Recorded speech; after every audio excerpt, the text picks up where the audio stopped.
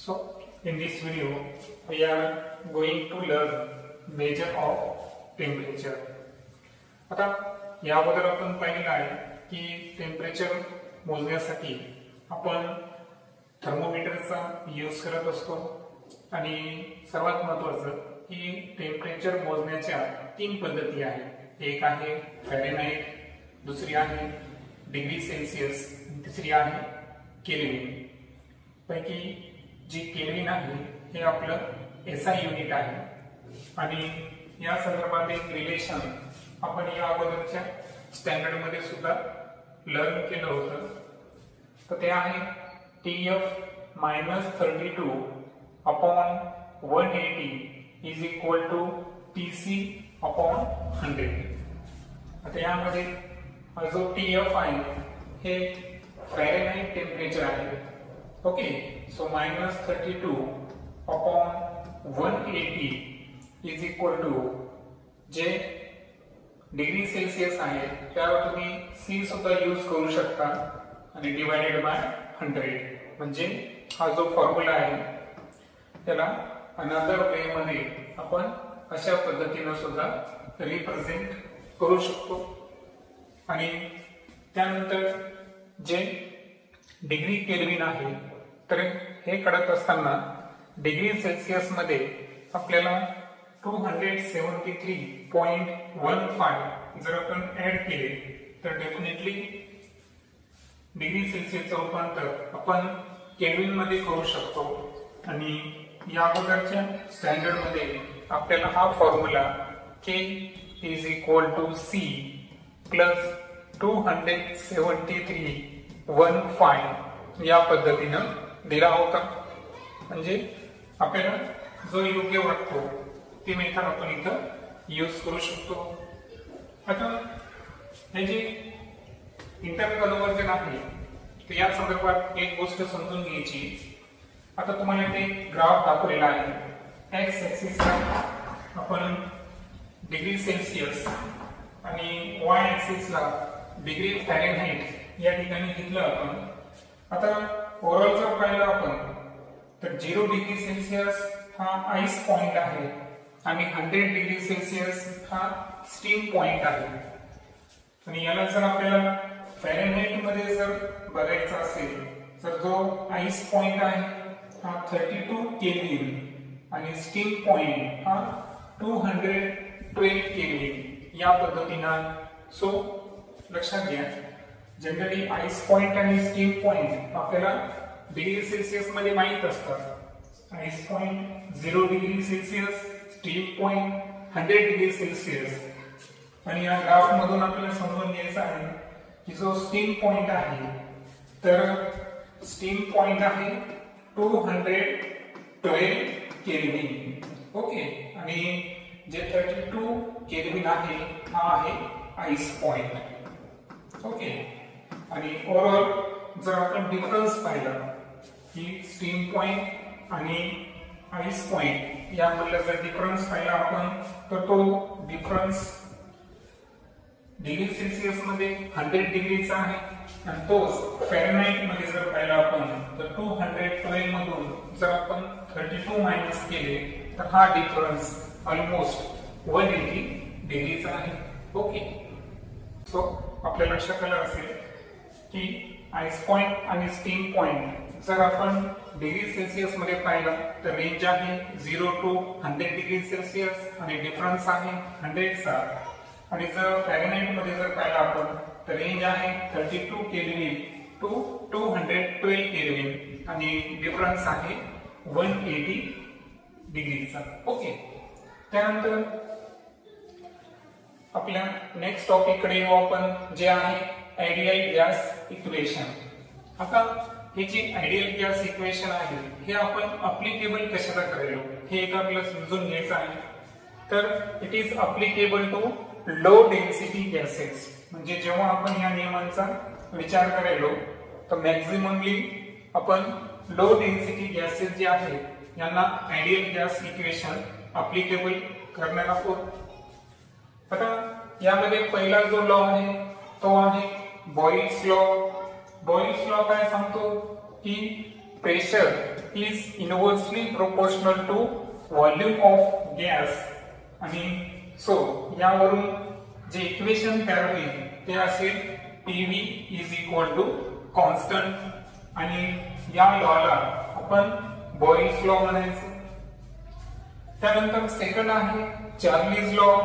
यामध्ये volume is directly proportional to the temperature of the gas.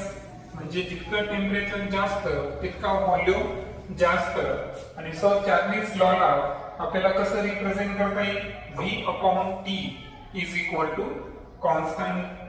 आणि या दोघांना जर आपण कंबाईन केलं तर त्यावरून तयार होईल आयडियल गॅस इक्वेशन.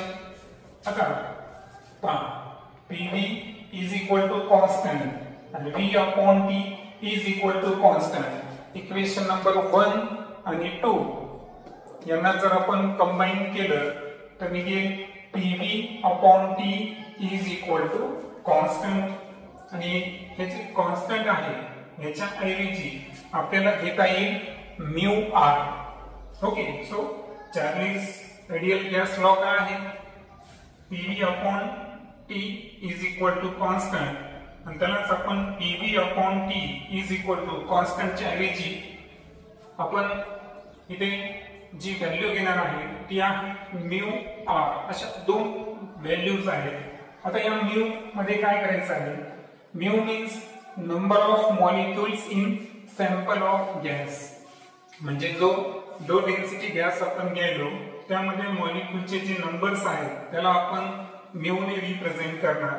आणि R जो आहे हा गॅस कॉन्स्टंट, तर त्याची व्हॅल्यू आहे 8.31 जूल पर मोल पर केल्विन ही त्याची व्हॅल्यू असेल.